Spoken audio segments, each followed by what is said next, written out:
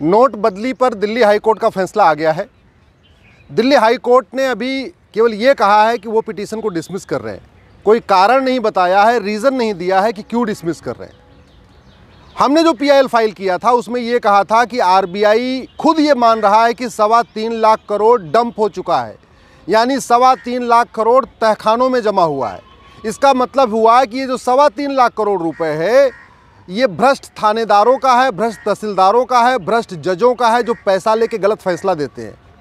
ये जो 3.25 लाख करोड़ है ये घूसखोरों का है, जमाखोरों का है, मिलावटखोरों का है, कालाबाजारियों का है, नशा तस्करों का है, मानव तस्करों का है। ये 3.25 लाख करोड़ उन बदमाशों का है जो किडनैपिंग करते हैं और पैसा इकट्ठा करके रख लेते हैं अपने तहखाने में। ये अतीक अहमद, मुख्तार अंसारी जैसे माफियाओं का पैसा है, ये दबंगों का पैसा है, ये खनन माफियाओं का पैसा है।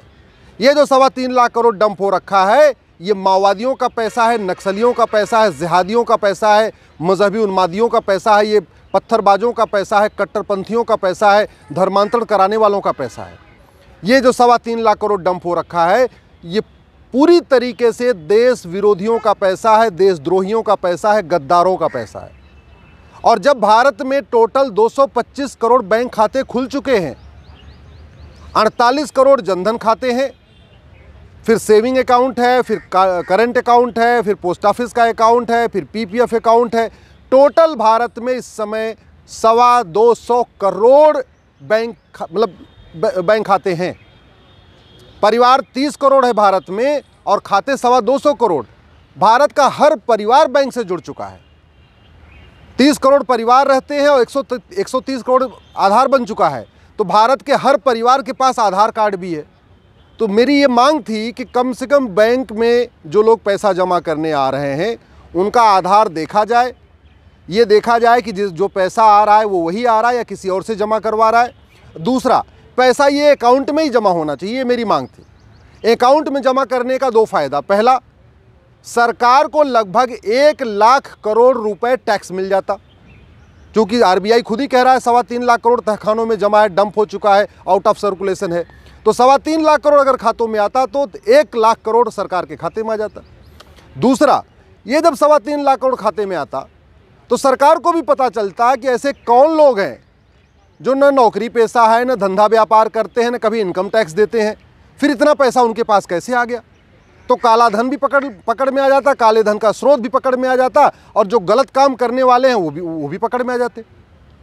अल्टीमेटली आदमी पैसा लेके जासूसी कर रहा है, पैसा लेके गद्दारी कर रहा है, पैसा लेके किडनैपिंग कर रहा है, पैसा लेके मर्डर कर रहा है, तो उनको पकड़ना बहुत आसान था।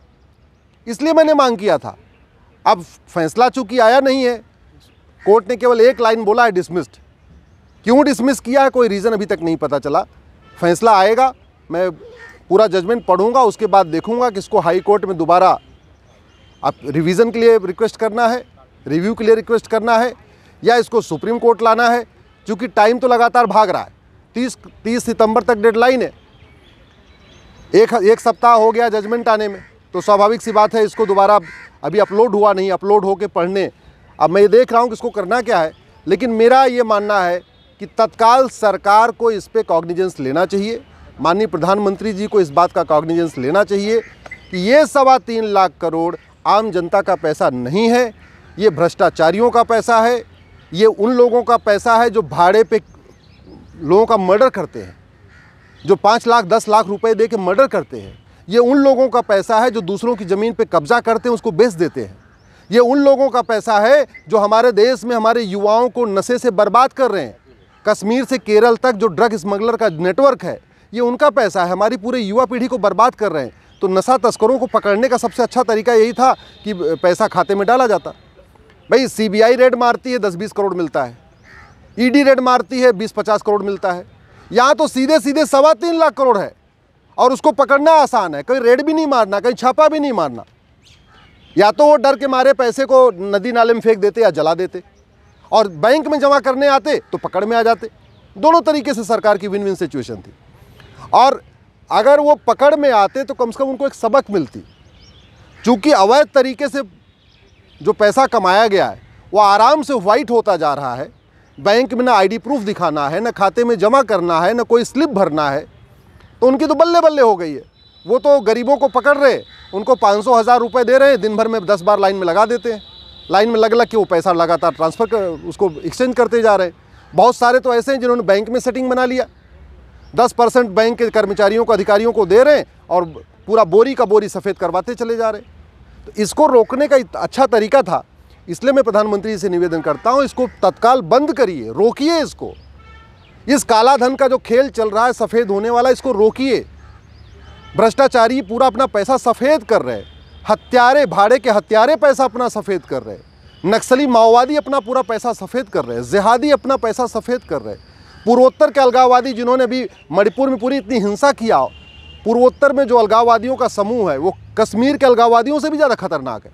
वो सारा का सारा अपना ब्लैक वाइट कर रहे हैं। कश्मीर के अलगाववादी अपना सारा ब्लैक वाइट कर रहे हैं। यहाँ पे जो फॉरेन फंडेड NGOs हैं, विदेशी पैसे से चलने वाले जो नेता, अभिनेता, पत्रकार, कलमकार हैं, वो अपना पूरा पैसा सफ़ेद कर रहे हैं। इस योजना को रोकिए प्रधानमंत्री जी, नहीं तो आज नहीं तो कल ये बात सब लोग पूछेंगे कि क्या कारण है कि RBI एक घटिया पॉलिसी लाई, एक घटिया नोटबंदी लाई और प्रधानमंत्री जी मौन रहे।